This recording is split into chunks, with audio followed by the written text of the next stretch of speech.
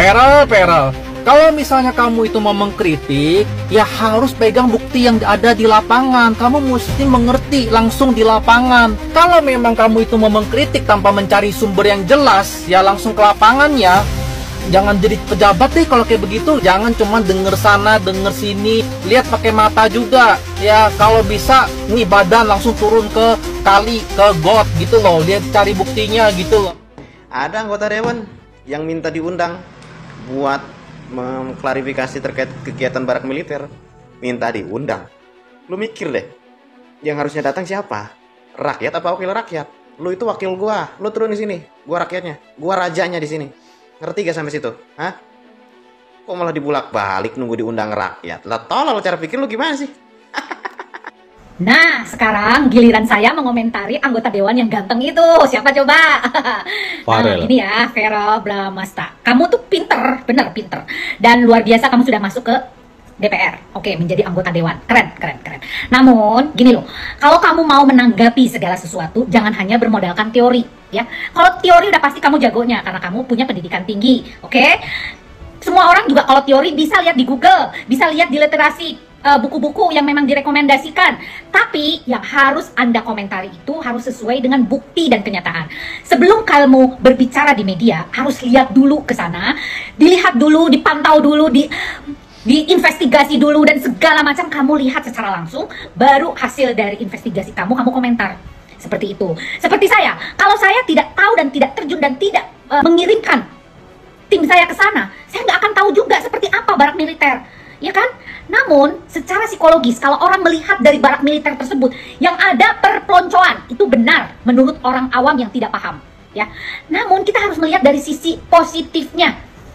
Militer adalah sesosok atau suatu institusi yang membawa keberhasilan manusia menjadi seorang yang punya disiplin yang baik. Itu yang harus ditingkatkan, itu yang harus kita konsentrasikan. Tidak ada perpeloncoan, tidak ada kekerasan di sana, tidak ada. Oke, yang ada itu memberikan satu edukasi, memberikan satu keterampilan, memberikan satu mental yang kuat untuk menjadi seorang manusia yang jauh lebih baik dari sebelumnya. Itu yang harusnya kamu pegang. Jangan cuma teori itu gampang, bisa dipelajari dan bisa lihat di semua buku-buku. Oke? Makanya saya kalau bicara di publik, bicara di media sosial, saya jarang menggunakan teori, tapi menggunakan sebuah logika dan kenyataan. Berbicara secara datar, berbicara secara lugas, tegas, namun mudah dicerna oleh orang-orang jauh di bawah pendidikan kita. Jangan pintar, hanya pintar membaca, tapi berpintarlah menganalisa masyarakat, karena semua masyarakat tidak semuanya pintar seperti kamu. Oke? Yuk, kita melihat, karena kamu adalah seorang yang masih muda, masih jauh sekali karir kamu, ya. Oleh karena itu, untuk kematangan diri dan kedewasaan diri, kamu harus banyak belajar dari kesalahan. Kamu harus banyak belajar melihat dan menerjuni sebuah kasus. Jangan cuma berkomentar hanya gara-gara literasi. Semua teori dalam kehidupan ini memang gampang sekali, ya. Namun prakteknya yang susah. Maka dari itu ada intelektual seperti saya untuk bisa menerjuni bagaimana hasil dari teori itu masuk ke dalam praktek. Ingat, jangan terbalik. Teori dulu baru praktek. Tidak. Ada praktek dulu barulah muncul teori. Oleh karena itu kamu terjun langsung baru kamu simpulkan apa itu teorimu. Oke? Habis. Sebagai pelayan masyarakat, kita harus siap dikritik. Kalau tidak mau dikritik, merasa Gini loh ya, yang namanya anggota dewan itu tugas utamanya adalah legislasi. Legislasi itu artinya membuat undang-undang, simpelnya gitu ya. Jadi kalian itu ya, Mas Perel ini tugasnya itu yang paling utama adalah membuat undang-undang. Pertanyaannya, berapa undang-undang yang udah Komisi Masnya buat? Seberapa besar sumbangsi Masnya untuk mendukung undang-undang perampasan aset yang didukung banget sama masyarakat? Kan belum, gak beres-beres itu undang-undang. Itu yang satunya. Kedua, pengawasan. Pengawasan itu adalah mengawasi, ngelihat gitu Mas. Masnya datang ke tempatnya, dilihat dulu hasilnya gimana, kerjaannya gimana, baru Masnya kritik, komen gitu. Bukan tiba-tiba langsung komen padahal belum turun ke tempatnya. Nah itu sih namanya omon-omon, bukan mengawasi. Yang terakhir, kinerja Mas itu apa selama jadi anggota dewan? Selain cuma ngajak Fuji datang ke DPR gitu sambil lihat-lihat gak jelas main gitu, apa kinerjanya? Undang-undang perampasan aset gak beres-beres, sumbangsi Mas apa itu ditunggu banget sama rakyat ketimbang omon-omon. Yang dilontarkan Mas Farel, anggota DPR RI, Komnas Perlindungan Anak ya kalau tidak salah, Komisi 10, itu sudah benar. Tapi itu kan teorinya Mas. Teori. Coba kalau prakteknya, teman-teman. Sekarang kan di Gubernur Jawa Barat, di Kang Deddy, banyak orang tua yang memang menitipkan anak-anaknya untuk dibina di barak. Yang minta dibina, dididik ya sama KDM ratusan orang sekarang sudah antri. Coba deh bisa dibagi dua ya, kalau 100 mungkin 50 Mas Farel atau Komnas KDM, Perlindungan Anak, Barak. 50 Kang Dedi. Bagaimana Barak sih hasilnya? Jadi menurut saya solusinya yaitu ya, jadi biar tidak pro dan kontra. Dan untuk teman-teman ya yang memang mendukung KDM dengan kebijakannya, coba komen di sini ya. Kita sebagai orang dewasa yang lebih besar daripada kalangan-kalangan remaja yang belakangan ini viral apabila kelakuannya tidak wajar, tidak sehat, nakal, brutal, dikirim ke barak militer untuk dididik melalui kedisiplinan dan juga cinta kepada negara untuk memperoleh namanya energik yang baru, positif untuk masa depan dan bekal nanti di masa dewasa.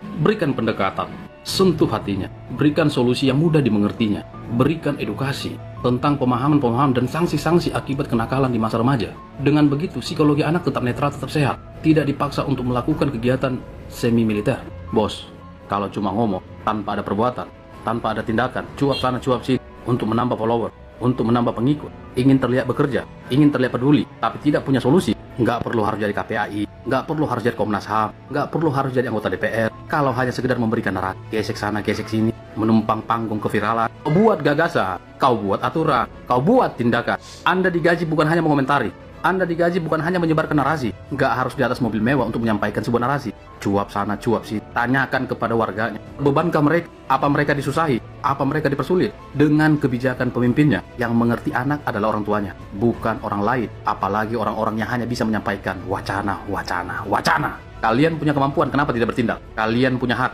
kenapa tidak bergerak? Biarkan berjalan dulu, biarkan bekerja. Kalau timbul dampak negatif, berikan saran, berikan masuk, kasih gagasan, eksekusi, dan langsung kerjakan. Sebagai pelayan masyarakat, kita harus siap dikritik. Kalau tidak mau dikritik, merasa selalu paling benar, tidak usah jadi pejabat. Nah, sudah lihat kan video yang di depan tadi? Jadi, teman-teman coba tolong dilihat secara jelas video tadi. Nah, mungkin sudah berada di FYT teman-teman semua.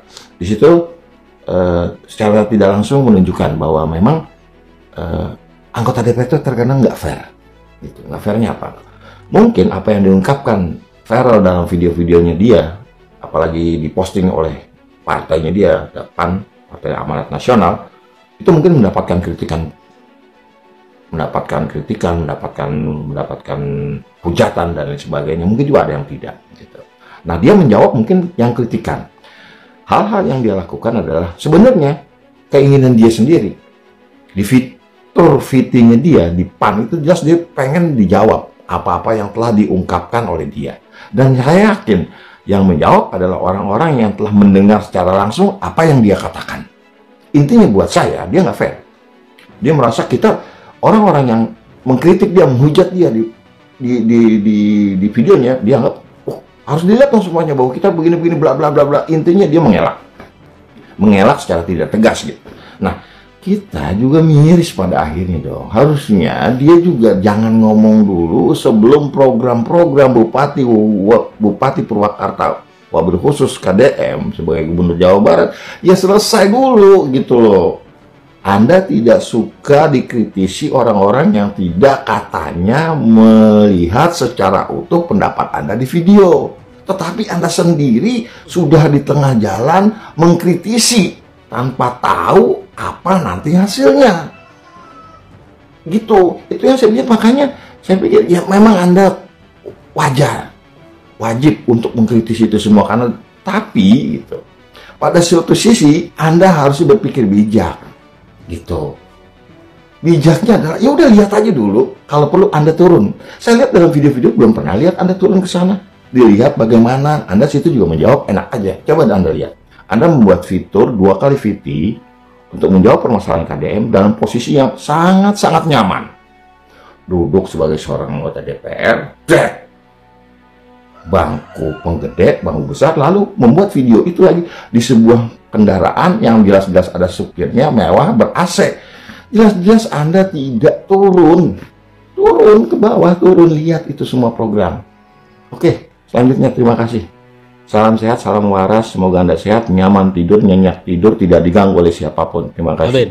Amin. Halo, Assalamualaikum warahmatullahi wabarakatuh. Waalaikumsalam. Teman-teman semua udah lihat videonya abang kita, Abang Farel Bramastya, yang mengkoreksi terkait kebijakan Gubernur Jawa Barat Deddy Mulyadi. Kang Deddy Mulyadi, cek deh, disimak. Beliau dengan indah menguntayan kata-katanya, mengungkapkan sesuatu yang indah menurut beliau. Tapi perlu kita pahami, perlu kita sadari juga, Abang Farel juga kan baru duduk di parlemen nih dari partai sebelah. Ya, mudah-mudahan Bang Farel juga ya bisa turun ke lapangan, bisa ngecek apakah di sono sesuai atau enggaknya dengan yang diucapkan oleh Bang Farel tadi.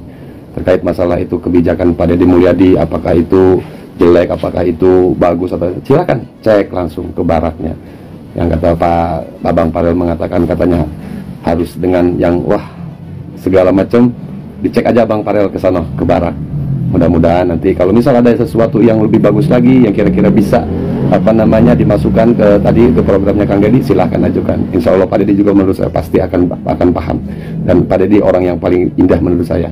Segala masukan itu akan beliau juga pasti akan open minded ya. Silakan Abang Farel ya ke sana, jangan cuma duduk sambil di atas meja untuk koreksi kerjaan orang lain. Gak gampang, apalagi Bang Farel kan baru juga ya di di pemerintahan. Demikian, terima kasih. Assalamualaikum warahmatullahi wabarakatuh. Waalaikumsalam warahmatullahi wabarakatuh. Kemarin sudah dijawab oleh Om Zen, Bupati Purwakarta, teman-teman, bahwa Bupati Purwakarta juga sudah menyatakan sudah kok, videonya sudah saya lihat dengan lengkap kok, semuanya sudah dilihat oleh Om Zen. Dan jawabannya kemarin tetap ya, ayolah datang ya ke barak militer, dilihat kurangnya seperti apa, kasih sebuah solusi gitu. Malah dikasih ajang ya, atau dikasih peluang lebar untuk memberikan solusi. Kritikan langsung, tapi pada saat di lapangan, pada saat melihat aksi-aksi atau mungkin yang ada di barak militer itu, dilihat dulu baru Mas Farel untuk berkomentar, memberikan solusi apa yang kurang, punya kurang apa, kurang asin kayak, kurang manis kayak, disitulah, jangan dari jauh. Karena kejadian sebenarnya Farel nggak bakal mengerti kalau nggak datang langsung ke lapangan. Itulah yang dimaksud itu seperti itu. Kalau teori, sekedar teori dari jauh semua orang ya bisa. Ya, teori itu bisa akan mentah. Ketika sudah terjun ke lapangan, teori itu bisa mentah. Akan ada teori baru lagi. Ya, makanya datang ke lapangan. Jangan nunggu undangan, karena tahulah Mas Farel kan Dapil 7 tuh, yang membawahi wilayah Purwakarta juga kan. Langsung aja datang karena baru diundang. Wakil rakyat kok diundang. Langsung aja datang, nggak usah nunggu undang-undangan. Makanya dihujat rame nih, dihujat di media sosial. Nggak bener nih apa yang disampaikan Farel Bramastya ini, nggak bener nih. Banyak sekali hujatan di media sosial. Menurut kalian seperti apa teman-teman? Silahkan tulis di kolom komentar.